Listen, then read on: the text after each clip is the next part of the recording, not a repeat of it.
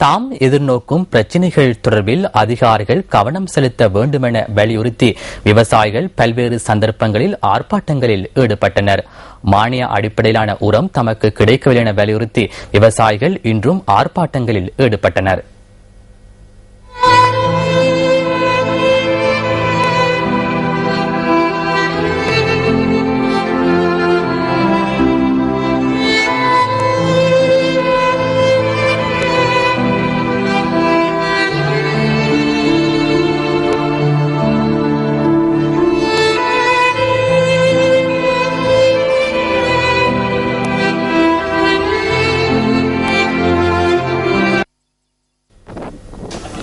இந்த வயல்வெளிகள் தொலைவில் இருந்து பார்க்கும் போது பச்சை பசேல் என காட்சி அளிக்கின்ற போதும் அருகில் சென்று பார்த்தால் உண்மையான நிலைமை அறிந்து கொள்ள முடியும். இன்று இதுபோன்ற நிலைமை வடமத்திய மாகாண விவசாயிகள் மாத்திரமன்றி நாடளாவிய ரீதியில் பல்வேறு பகுதிகளிலும் காணக்கூடியதாக உள்ளது. இம்முறை சிறுபோகத்தின் போது நாடளாவிய ரீதியில் 4,08,33 ஹெக்டேயர் நிலப்பரப்பில் நெல் பயிரிடப்பட்டுள்ளது. அதன் மூலம் 16,24,916 மெட்ரிக் டன் விளைச்சல் எதிர்பார்க்கப்படுகிறது. இந்த விளைச்சலை அதிக அளவில் எதிர்பார்க்கும் பல பகுதி விவசாயிகளுக்கு இம்முறை சிறுபோகத்திற்கு போதுமான அளவு உரம் கிடைக்கவில்லை என குற்றம் சுமத்தப்படுகிறது. புலனறுவை மாவட்டத்திலும் இதன் காரணமாக பல ஏக்கர் வயல் நிலங்கள் பாதிக்கப்பட்டுள்ளன. புலனறுவையின் பல பகுதிகளைச் சேர்ந்த விவசாயிகள் இன்றாவது தமக்கு உரம் கிடைக்குமா என்ற எதிர்பார்ப்பில் சிவாகம கமநல சேவை மத்திய நிலையத்திற்கு முன்பாக ஒன்று கூடியிருந்தனர்.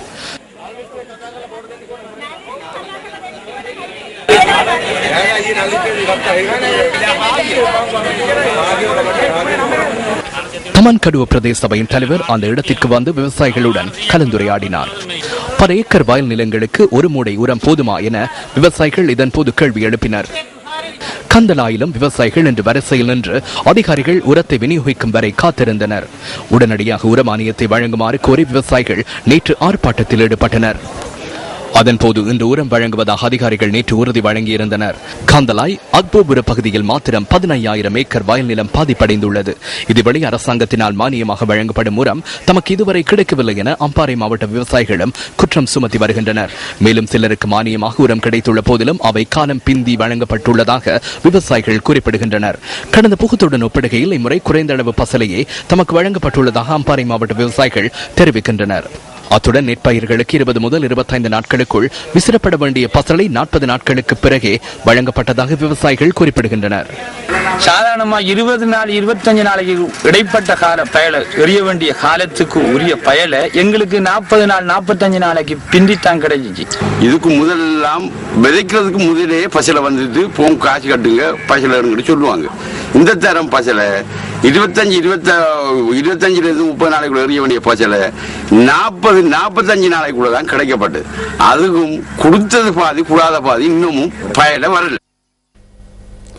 இதேவேளை 2013ஆம் ஆண்டு சிறுபோகத்தின் போது மேலதிக நெல் விளைச்சல் கிடைத்துள்ளதாக நெல் சந்தைப்படுத்தல் சபை தெரிவிக்கின்றது. அந்த நெல்லை கொள்வனவு செய்ய திட்டமிட்டுள்ளதாக அதன் தலைவர் KP ஜெயசிங்க கூறினார்.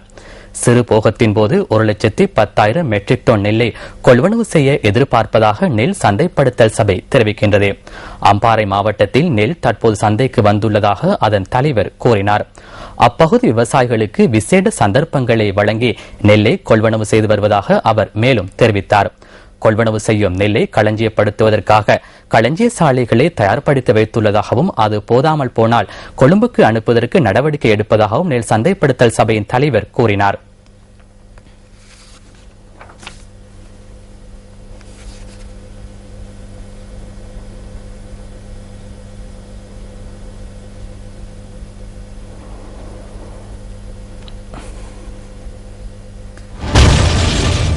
கடந்த போகத்தின் போது நெல்லை அரிசியாக மாற்றும் பணி 61 அரிசி ஆலைகளுக்கு வழங்கப்பட்டது. அரிசியாக்கி மீண்டும் வழங்காமை காரணமாக 8,80,00,000 நட்டம். அரிசியை வழங்காத அரிசி ஆலை உரிமையாளர்களுக்கு எதிராக சட்ட நடவடிக்கை எடுக்கப்படும். அடுத்த போகத்தின் போது 10,000 மெட்ரிக் டன் நெல்லை கொள்வனவு செய்வதற்கு எதிர்பார்க்கின்றோம். நெல் சந்தைப்படுத்தும் சபை. கடந்த முறை கொள்வனவு செய்யப்பட்ட நெல்லுக்கு நடந்த கதியே இம்முறையும் நடைபெறுமா? மக்களின் பணம், விவசாயிகளின் தொழில் வேலை என்பன வீணடிக்கப்படாமல் இருப்பதற்கு அதிகாரிகள் நடவடிக்கை எடுப்பார்களா? இலங்கை கிரிக்கெட் ஏ அணியின் வீரர் ஒருவர் பிரித்தானி விமான சேவைக்கு சொந்தமான விமானம் ஒன்றுக்குள் மது போதையில் ஒழுக்கமின்றி நடந்து கொண்டதாக வெளிநாட்டு ஊடகங்கள் இன்று காலை செய்தி வெளியிட்டிருந்தன. இந்த சம்பவம் தொடர்பான தகவல்களை ஸ்போர்ட்ஸ் ஃபெஸ்ட் வழங்குகின்றது.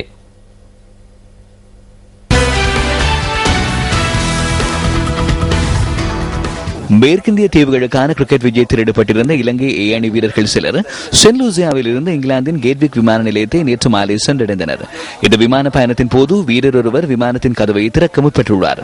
எனினும் விமான பணிப்பெண்களின் தலையீட்டினால் நிலைமையை கட்டுப்பாட்டுக்குள் கொண்டுவர முடிந்ததாகவும் அந்த சந்தர்ப்பத்தில் குறிப்பிட்ட வீரர் மது போதையுடன் இருந்ததாகவும் பிரித்தானிய விமான நிறுவனத்தை மேற்கோள் காட்டி அந்த நாட்டின் டெய்லி மிரர் பத்திரிகை செய்தி வெளியிட்டுள்ளது.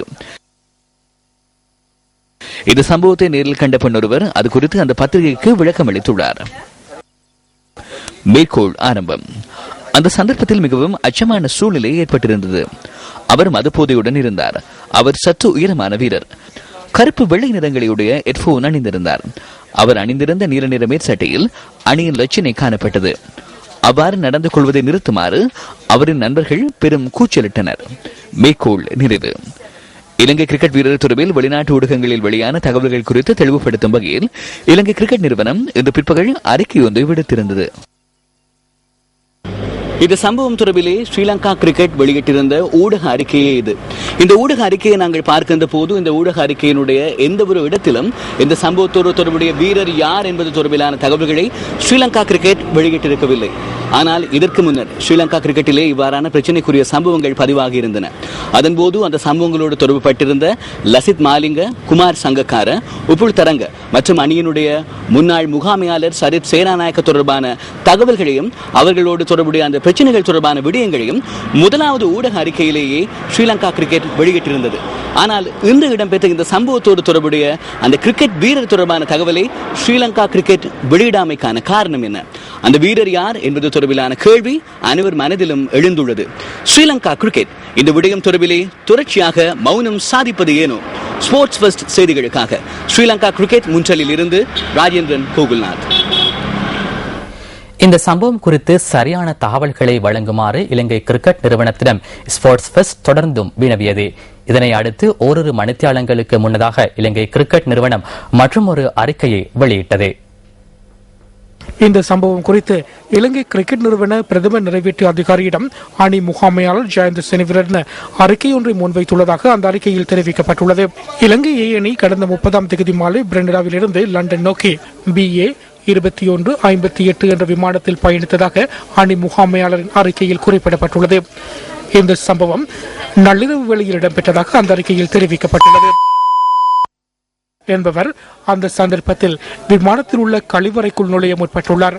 விமானத்தினுள் மங்கலாக ஒளி காணப்பட்டதனால் கழிவறை என எண்ணி விமானத்தின் கதவை திறக்க முற்பட்டிருப்பதாக அந்த அறிக்கையில் குறிப்பிடப்பட்டுள்ளது. இதன்போது அவர் தவறான கதவை திறக்க முற்படுவதாக பயணிகள் சிலர் அறிவித்திருந்ததாகவும் சுட்டிக்காட்டப்பட்டுள்ளது. இதனையடுத்து இலங்கை அணியின் அதிகாரி ஒருவர் அவருக்கு சரியான கதவை அடையாளம் காட்டியதாகவும் கூறப்பட்டுள்ளது. இந்த சம்பவத்தின் பின்னர் சம்பந்தப்பட்டவர் விமானத்தில் இருந்த பயணிகளிடமும் விமான பணியாளர்களிடமும் மன்னிப்பு கேட்டதாகவும் அதனை அவர்கள் ஏற்றுக்கொண்டதாகவும் அணி முகாமையாளர் குறிப்பிட்டுள்ளார். இது தொடர்பான தகவல்களை அடிப்படையாக கொண்டு சம்பந்தப்பட்டவருக்கு எதிராக ஒழுக்காற்று விசாரணை நடத்தப்படும் என்று இலங்கை கிரிக்கெட் நிறுவனம் விடுத்துள்ள அறிக்கையில் சுட்டிக்காட்டப்பட்டுள்ளது. இதன்போது குற்றவாளியாக காணப்படுகின்ற பட்சத்தில் அவருக்கு எதிராக ஒழுக்காற்று நடவடிக்கைகள் மேற்கொள்ளப்படும் என்றும் இலங்கை கிரிக்கெட் நிறுவனம் மேலும் அறிவித்துள்ளது. 2015ஆம் ஆண்டிலிருந்து 2023ஆம் ஆண்டு வரை சர்வதேச கிரிக்கெட் பேரவை ஏற்பாடு செய்யும் போட்டிகள் ஏதும் இலங்கையிலும் பாகிஸ்தானிலும் நடாத்தப்பட மாட்டாதென அறிவிக்கப்பட்டுள்ளது. அரசியல் சூழ்நிலை மற்றும் பயங்கரவாதம் காரணமாக பாகிஸ்தானில் போட்டிகள் நடத்தப்படாமல் இருந்தாலும் இலங்கையில் போட்டிகள் நடாத்தப்படாமைக்கான காரணங்கள் என்ன?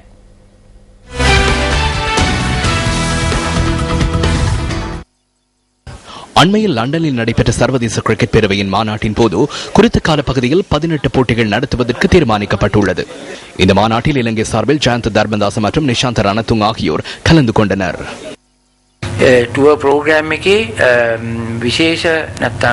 குறிப்பாக உலகக்கிண்ண போட்டிகள், T20 போட்டிகள் என்பன இலங்கையில் நடைபெறாது. 2023ஆம் ஆண்டு வரை இது அமலில் இருக்கும்.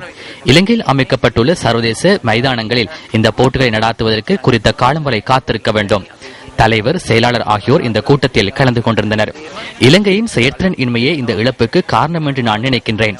කිසි දුර්වලතාවයක් නිසා වෙන්න ඇති සමහරලාට අපිට මේ වගේ මේජර් ටුවර් එකක් නැත්නම් මේ වගේ මේජර් ටූර්නමන්ට් එකක් දීලා නැත්තේ කියන එක. 2023 දක්වා ලංකාවේ කිසිම ජාත්‍යන්තර 2023 ஆண்டு வரை இலங்கையில் எந்த ஒரு சர்வதேச கிரிக்கெட் போட்டிகளையும் நடாத்துவது இல்லை என சர்வதேச கிரிக்கெட் பேரவை தீர்மானித்துள்ளது.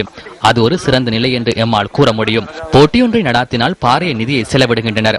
அதே போன்று இலங்கை கிரிக்கெட் நிறுவனம் பாரிய நிதி நெருக்கடியை எதிர்நோக்கியுள்ளது. நீண்ட காலமாக இந்த நிலையை அவதானிக்க முடிகின்றது. எனவே 2 வருடங்களுக்காக நியமிக்கப்பட்டுள்ள நிர்வாக சபை இந்த நிதியை இலங்கை கிரிக்கெட் அபிவிருத்திக்காக செலவு செய்ய முடியும் என்று தீர்மானித்திருக்க முடியும். கடந்த காலங்களில் நடைபெற்ற அனைத்து சர்வதேச போட்டிகளின் போதும் அரசியல்வாதிகளே முன்னிலையில் இருந்தனர். அவ்வாறு தனிப்பட்ட அமைச்சின் மூலம் செலவு செய்வதாகவே உலகிற்கு தெரிகின்றது. எனவே 2023 ஆண்டு வரை இலங்கையின் கிரிக்கெட்டை அபிவிருத்தி செய்வோம் என்று இலங்கை கிரிக்கெட் நிறுவனம் நினைத்திருக்க முடியும். ක්‍රිකට් දියුණු කිරීම වෙනුවෙන් අපි කාලය ගත කරමු කියලා. கடந்த தேர்தலின் போது பல்வேறு பிரச்சனைகள் ஏற்பட்டன. சுமதிபால போன்ற பல்வேறு தரப்பினர் இது சட்ட விரோதமானது என்று கூறினர். அதே போன்று கிரிக்கெட் ஒளிபரப்பு, தொலைக்காட்சி உரிமை தொடர்பிலும் பாரிய பிரச்சனைகள் ஏற்பட்டன. எனவே சர்வதேச கிரிக்கெட் பேரவை நித்திரையில் இல்லை. ஆகவே இவ்வாறான அனைத்து சட்டவிரோதமான செயற்பாடுகளையும் சிந்தித்தே அவர்கள் தீர்மானித்திருக்க முடியும் என்று நாம் கருதுகின்றோம். சிலரை தொடர்ந்தும் ஏமாற்ற முடியும். சில வேளைகளில் அனைவரையும் ஏமாற்ற முடியும். ஆனால் எல்லோரையும் எப்போதும் தொடர்வது வெளிநாட்டுச் செய்தி. எகிப்தில் முன்னெடுக்கப்படுகின்ற ஆர்ப்பாட்டங்களை முடிவுக்கு கொண்டு வருவதற்கான காத்திரமான செயற்பாடுகளை ஜனாதிபதி முகமது முர்ஷித் மேற்கொள்ள வேண்டுமென அந்நாட்டு ராணுவத்தினர் வேண்டுகோள் விடுத்துள்ளனர். தமது 48 மணி நேர காலக்கெடு சதி நடவடிக்கை அல்லவெனவும் எகிப்து ராணுவம் தெரிவித்துள்ளது.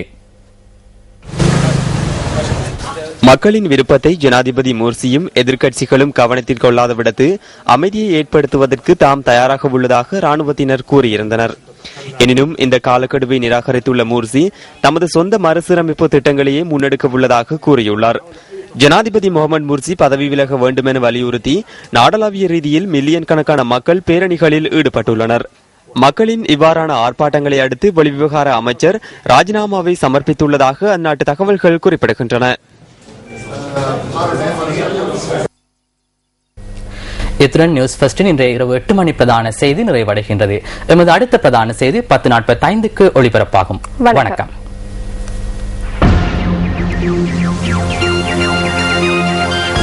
Hotline 0114-896-896 www.newsfirst.lk. Feedback at newsfirst.lk.